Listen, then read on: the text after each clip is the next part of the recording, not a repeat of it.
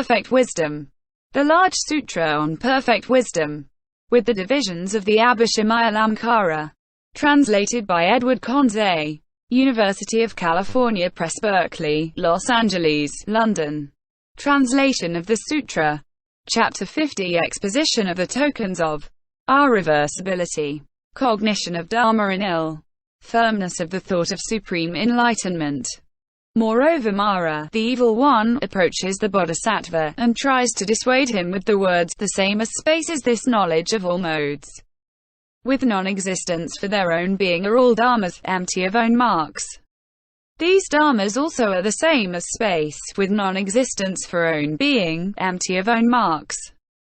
When all dharmas have the own being of space, have no own being for own being, and are empty of own marks, no dharma can be apprehended, which could know full enlightenment or by which it could be known. All these dharmas are the same as space, have no own being for own being, and are empty of own marks. It is useless for you to resist. A deed of Mara is this doctrine that one should know full enlightenment. It is not the Buddhist teaching. May you, son of good family, not fall into these attentions in the hope that they will allay all ill. On the contrary, this is not conducive to advantage, benefit, or happiness, but leads to a state of punishment. When that son or daughter of good family has heard this kind of abuse, they should consider that this is a deed of Mara, that I am being dissuaded from the supreme enlightenment.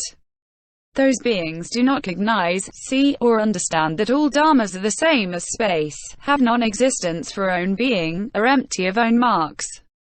Therefore we, having put on the armor which is the same as space, has non-existence for own being and is empty of own marks, will, having fully known the knowledge of all modes, demonstrate dharma to all beings, and establish even the beings in hell in the fruit of a streamwinner. 2. In the supreme enlightenment, the bodhisattva should, beginning with the first thought of enlightenment, having heard this dharma, make this thought firm, unshakable, and unconquerable. Endowed with a thought which is firm, unshakable, and unconquerable, he enters, coursing in the six perfections, into a bodhisattva's special way of salvation. Patient acceptance of subsequent cognition of ill. Turning away from the thought of disciples and pratyeka Buddhas. Subhuti. Can then in irreversible bodhisattva be called irreversible or irreversible bodhisattva irreversible? The Lord. An irreversible bodhisattva may be called reversible, and a reversible bodhisattva may be called irreversible. Subhuti. How may the irreversible, and the reversible bodhisattva be so called? The Lord. The bodhisattva who has turned away from the level of the disciples and pratyeka Buddhas, this reversible bodhisattva should be called irreversible. But the bodhisattva who does not turn away from the level of the disciples or pratyeka Buddhas, this irreversible bodhisattva would be called reversible. This should be known as the irreversible mark of the bodhisattva who is endowed with these attributes, tokens, and signs. Endowed with these attributes, tokens, and signs, the irreversible bodhisattva cannot be dissuaded by Mara, the evil one, from the supreme enlightenment. Subsequent cognition of ill. The mastery over the limbs of the trances. Moreover, according to plan, the irreversible bodhisattva enters on the first trances 2. On the attainment of cessation. Moreover, according to plan, the irreversible bodhisattva enters on the 4 applications of mindfulness 2. He consummates the 5 superknowledges. He becomes a complete master over the 4 trances, the 4 unlimited, the 4 formless attainments, and the attainment of cessation. He develops the 4 applications of mindfulness 2. He enters on the path and the concentrations on emptiness, the signless and wishless 2. He consummates the 5 superknowledges.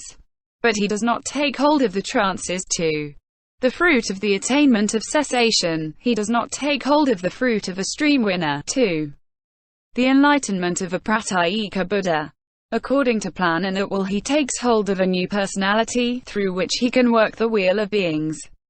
Endowed with these attributes. Patient acceptance of the cognition of dharma and origination.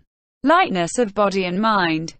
Moreover, the irreversible bodhisattva becomes endowed with attention to enlightenment.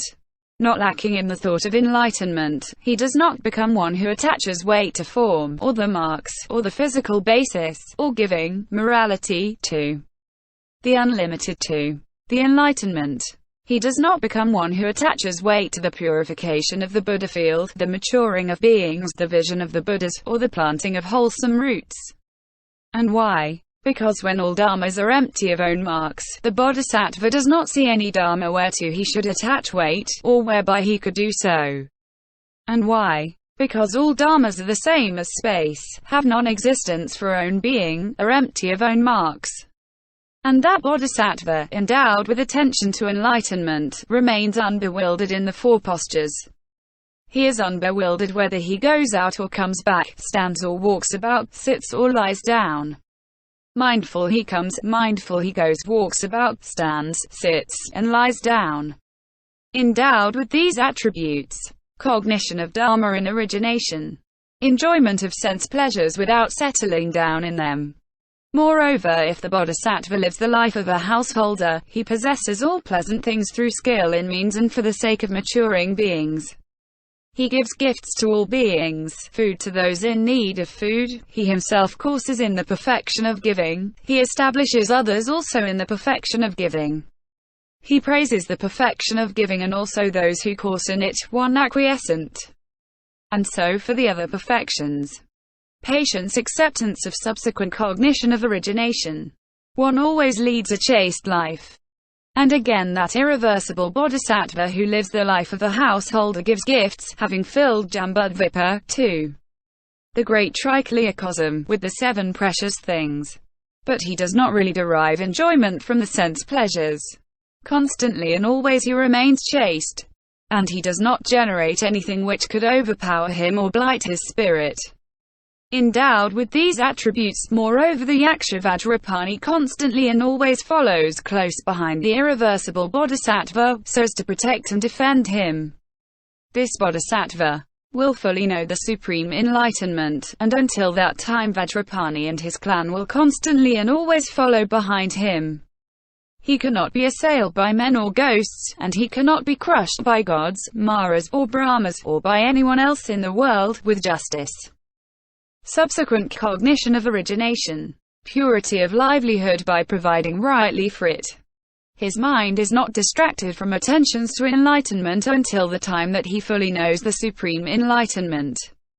The faculties of that bodhisattva are not deficient, his eye faculty, too. His body faculty, or his faculties of faith, vigor, mindfulness, concentration, and wisdom. He is a true man, not a contemptible person.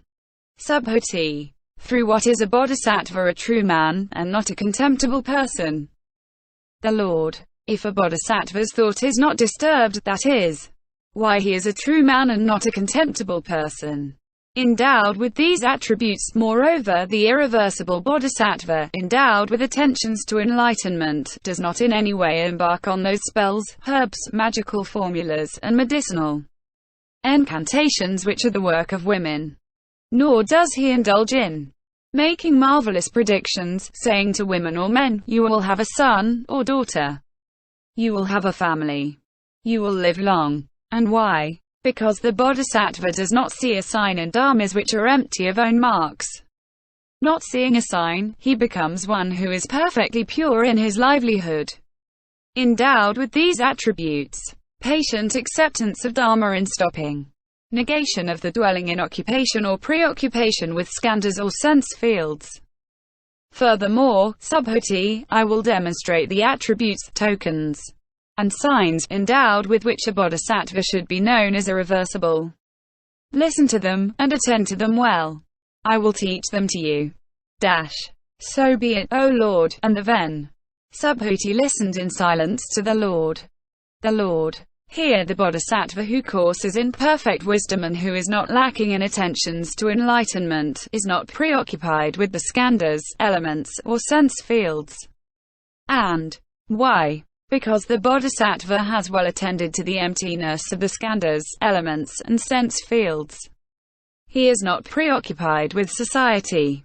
And why? Because he has well attended to the emptiness of the essential original nature.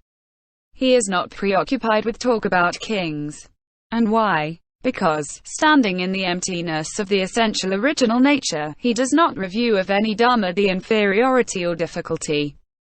Cognition of dharma in stopping. Negation of the dwelling in occupations or preoccupations with talk concerning things which could act as possible obstacles to full attainment. He is not preoccupied with talk about robbers. And why? Because in dharmas which are empty of own marks he does not review of any dharma of bringing along or taking away. Patient acceptance or subsequent cognition of stopping. Negation of the dwelling in occupation or preoccupation with talk about armies which is held to refer to the many various things such as giving, which are the true equipment for enlightenment. He does not dwell preoccupied with talk about armies.